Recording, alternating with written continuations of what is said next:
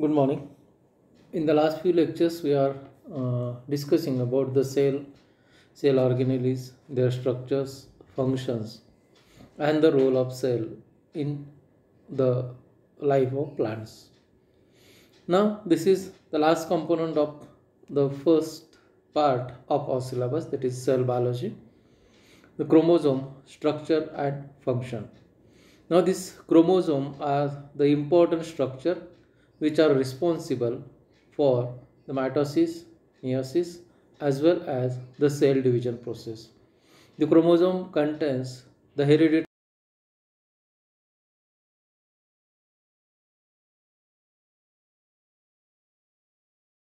generation. The word chromosomes, it has two. It is made by two Greek word, chrome, that is color, and soma, that is body. So these chromosomes are rod-shaped, dark-stained, colored bodies found during the metaphase of mitosis. This term was first described by Strasburger in 1815, and then the word or term chromosome was used by Valdier in 1888. The chromosomes are composed of thin chromatin threads called chromonomata. These threads, which are initially along thin fibrous structures, and they are undergone coiling and supercoiling to form a condensed structure or thicker structure. These condensed thicker small structures which are observed under the microscope. The number of chromosome is also varies and it depends on the species. The number of chromosome is constant in a particular species. So there are two different terms I am going to discuss.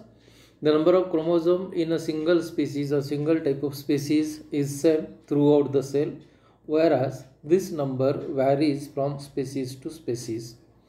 The number set of chromosome is composed or formed by the union of male and female gametes, and they are generally haploid. And when these set of chromosomes, these are also called as genome, they combine and they forms a diploid cell. So cells are always diploid and the chromosomes are haploid, and this number is constant in the species. Now morphologically, the chromosome has different structures. You can observe in the picture beside. The chromosome has chromatid, chromonema, chromomeres, centromere, secondary constriction, or it is also called as nuclear or organizer, telomere, and the satellite. Now in the image we can observe the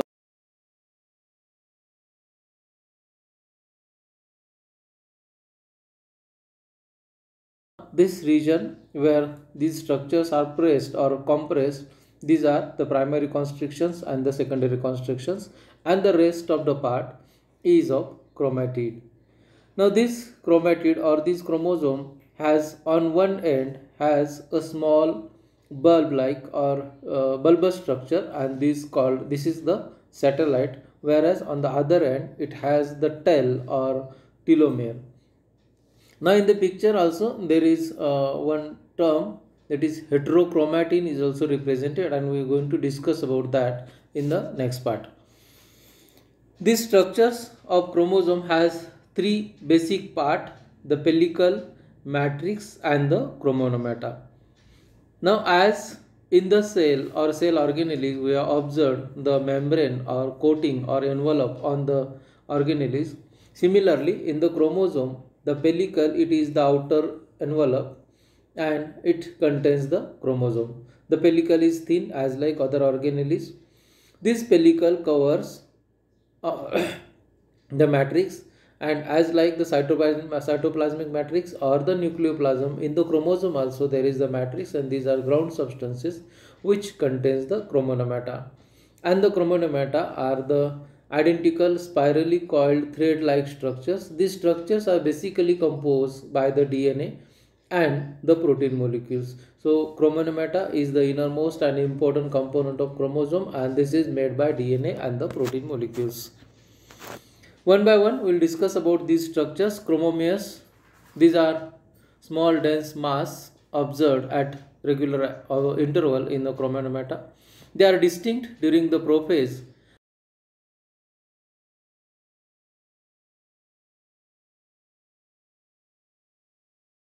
thin and slightly stained, but as they progresses, they become thicker. Chromatid, these are the two distinct arms of chromosome. At mitotic metaphase, we can observe these distinct structures, or these structures are symmetrical.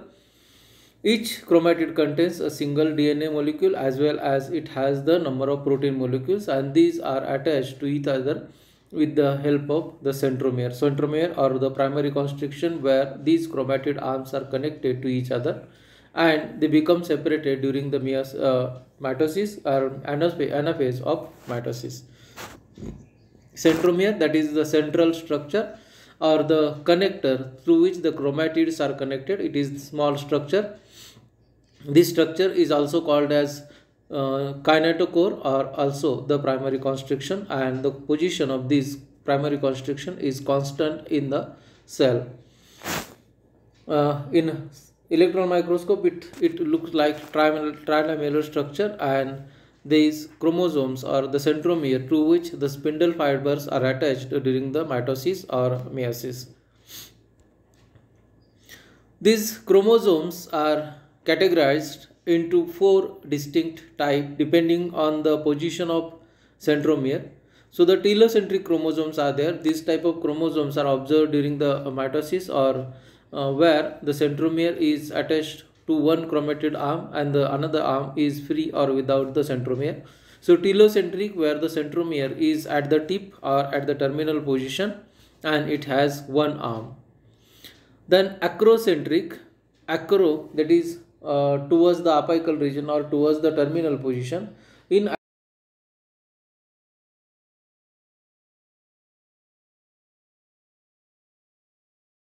larger and the other is small. Then the third one, V-shaped metacentric. Metacentric, meta, that is middle or at the center. So in the metacentric chromosomes, the centromere is at the center and the two arms form. These two arms are of equal length or almost equal length.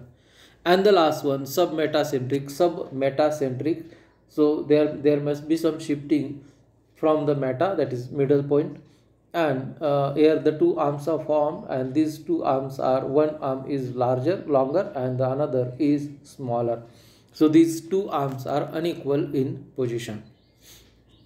Then the next point, that is secondary constriction or nucleolar organization. So as we have discussed, the primary constriction, that is centromere, which is present at the primary constriction region, and this divides the chromosome into two parts. Whereas on the one chromatid arm there may be a secondary constriction or some structures. These are called as secondary constriction, or these are also called as nucleolar organizer. This is something different from primary constriction, and the position of this secondary constriction is constant and useful in identifying the particular chromosome. This is different from primary constriction as the chromosome bends at the position of centromere during the anaphase.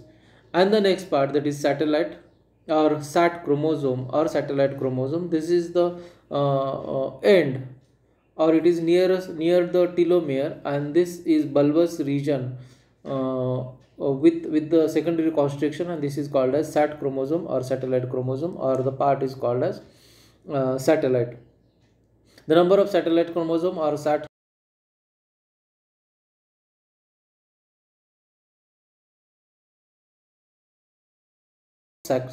chromosome. So nucleolus is there in the nucleus, nucleolus is there, and this nucleolus is associated with this secondary constriction or the sat chromosome, and therefore they are called as nucleolar organizer. And the telomere is one tail or terminal region of the chromosome. This is the specialized end of chromosome which has some physiological differentiation and also has the polarity. Uh, the chromosomal ends are known as telomeres, and If the chromosome breaks, its broken ends can fuse with each other due to lack of the telomere. So this telomere has important structure or important role in the structure of chromosome.